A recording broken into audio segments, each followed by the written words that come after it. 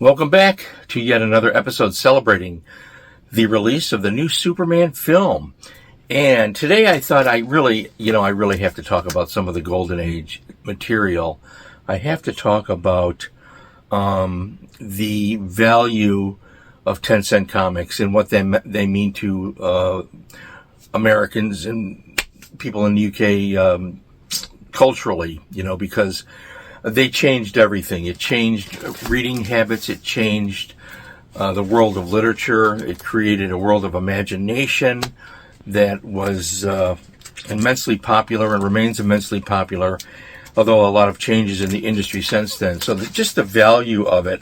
I haven't collected a lot of Golden Age material. I do have Golden Age material. Here's Action Comics 79. And the reason I don't collect it is twofold. First of all, they're very expensive. I would collect something if the price was right. But they're expensive, and the paper was really cheap pulp paper, and they disintegrate over time. Here's Action Comics number 232. This is the first Curt Swan Superman, I believe. If I'm wrong on that, I know somebody will let me know. I believe that's correct.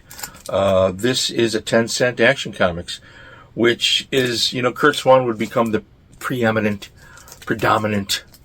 Superman artist of all time, and he should be, because he was great. I love Curt Swan. Some of the early ones, the earliest Superman I have Batman comics that are older than this, but Superman comics are so popular in the Golden Age. The earliest I have is number 42, which is here, Lois Lane cover, typical for the mid-40s, 10 cents, September, October, number 42, Superman. I have, interesting stories about my reading life with Superman comics. My father was a Superman collector in his youth. That collection did not survive his stint in the Army during the Korean War because my grandmother threw them out thinking they were worthless. That's a story we've heard a million times because it happened to everybody. This is before the nostalgia craze happened and people went back looking for this stuff. But whenever I would get Superman comics in my youth, as a kid, he often bought them for me, and I subscribed, and he would read every one of them with me. So I bought these, years ago. Here's Superman 47. This is a, typical silly cover that went on. Most of the covers were not too dramatic. Here's Superman that was 47, and I have 48, where he's bending a horseshoe. This is kind of a classic cover for Superman. And extreme 52-page magazine, by the way, 10 cents. 10 cents, they wouldn't do that today. And then I have issue 50, which is, this is another classic cover. I believe Wayne Boring worked on this one, where the lion is biting his arm. They're so much fun.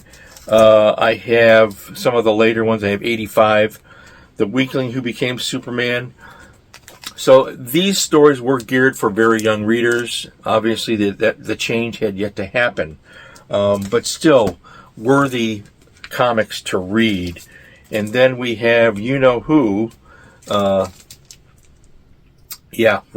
Imp, appearing in, this is Superman 96, so we're into the 1950s now. Still 10 cents. They didn't go to 12 cents until this early 60s. So here's Superman 100, which I'm really proud that I have this, because it has, I have this comic. It shows 4 comics. Number 1, number 25, number 50, and number 75. I have number 50. This is September, October 1955. I was born in November of 55. So I've tried to start my collection here. And so this is really a good higher grade copy that I have. I'm really happy about that. And then we get into the later stuff. You'll see what they were doing. They knew they were going to change it. So the 10-cent entertainments were put in a box here. And this is a very low-grade copy of the Legion of Super Villains. And Crypto Battles Titano, the ape, the giant ape. Remember that? Fun material. Early issue. If this was in better shape, it would be worth a little more money. Not that for me the monetary amount doesn't matter to me, because I'm a caretaker. It will be the next generation where this will matter. when they take it over. So still 10 cents. Look at this. You know, they knew they were going to change. And I remember the change. Here is Supergirl in Crypto. Early classic Superman from the 60s. Superman, Supergirl, and Crypto in The Orphans of Space. Fantastic material. Here's a 10-center. This is really a fun one. Bizarro meets Frankenstein. Classic.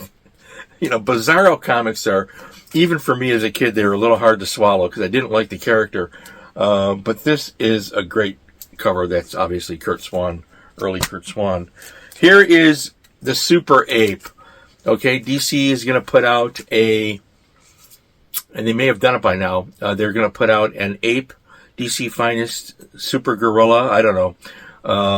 I have it on my wish list in Amazon. I'll watch for that. I'll probably ask my comic shop to get it for me. The giant ape stories were fun.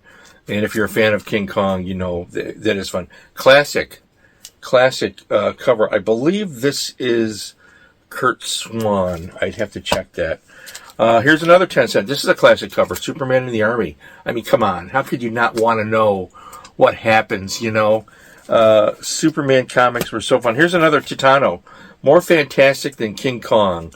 With Lois Lane. Classic. Curt Swan. All the way, baby. Look at that. 10 cents. So this is 59. And then here's a Jimmy Olsen. It would be foolish of me not to show you a 10-cent Jimmy Olsen, which, as you can tell, the science fiction elements from the late 50s, or from the 1950s and into the early 60s is still evident on there. I should probably do an episode about Jimmy Olsen, but we'll see. So then it goes to 12 cents. So we have 10-cent entertainments. And in the 60s, I'm subscribing. I'm getting the comics. My dad and I are reading them. Here's the quintessential Superman number 199, The Race Between Superman and the Flash, which has been reprinted many, many times. Classic checkered cover from the 60s with Crypto.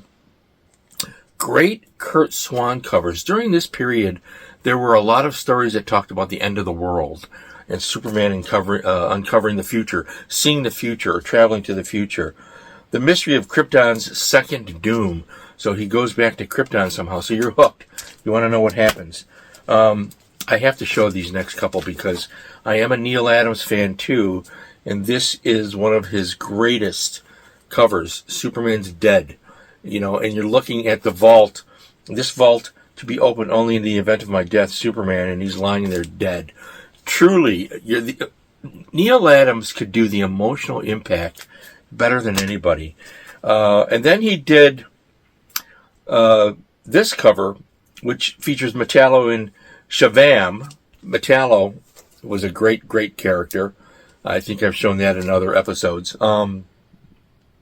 Sadly, that was a character that was rewritten, and they haven't handled it correctly. There was no reason to change Metallo's origin. This may very well be Neil Adams' best cover. It's Superman 205. It's brilliant. He has an alien, and if you don't look at this on the newsstand, on the spinner rack, and you want to know what happens, you're buying this. You're going to put the 12 cents out. I remember when comics went to 12 cents, by the way. My mother was totally horrified. She couldn't believe it. Oh, my God. Now, she did change her opinion because over time she began to realize, with my father and I reading all of these Superman comics, that my reading skills were greatly aided by the comic book industry, and I was constantly with my nose in a comic book, you know, and with my father next to me reading them, you know, we'd do this back and forth, you know, and that's when comic books were read by very younger readers than today. They weren't geared toward adults. That's a shame. Here's a classic Curt Swan with Crypto and Supergirl. Curt Swan was the master of the form. I have to show a couple of World's Finest. I haven't talked about the Jimmy Olsens too much here and there, but I have to show a couple. During the 60s, World's Finest was really the best, one of the best comics on the market. Here he is with Superman and Batman are down on their luck, where Supergirl and Batgirl are watching them. This would have been during the era of the Batman TV show. I loved World's Finest. I also subscribed to World's Finest. Here's another classic cover here with the jousting master with the them being pushed around by a knight in armor with a sword and a mace during the famous checkered year. And, and, the world of imagination opens up. That's why when I talk about these books, I would recommend to you that if you get these collections, when they collect these, and they have started to collect the classic World's Finest. There's a World's Finest omnibus out there, and I have that somewhere in this mess of a library. Give that to young kids to read. They'll be enraptured by it. They'll be enthralled. They will increase their reading skills, So the 10-cent entertainments went to 12 cents, then they went to 15 cents, then 20 and 25, and who knows, 40 cents. I remember they were 40 cents for a long time, and I think they're $4.99 now. I'd have to look it up. Whatever they are, if you're reading comics, hand them to, depending on the content. You have to be careful with DC Comics, because DC Comics are geared more toward adults than for younger readers, unlike Marvel. Marvel has been able to maintain a level that's reasonable for younger kids to read the comics. DC Comics has not done that. They've given up on younger readers, and it's all adult stuff. That's a shame. But give those collections to younger readers, and see if you can get them involved in reading comic books. Now, I have one more episode coming, and by then, either by the time that episode airs or shortly thereafter, I will have seen the film. If I like the film, I'll mention it somehow in the channel. I'm looking forward to it. I really think it's going to be a great change from the Zack Snyder films, which I did not enjoy at all. I did like Henry Cavill as Superman. He was a great actor. I just didn't like the overall doom and gloom, the dark. They were too adult. They were too dark and gloomy. Superman should be about hope and overcoming obstacles. So anyways, we'll see. Until next time, my friends, stay well, stay happy, feed your beautiful minds, read a book.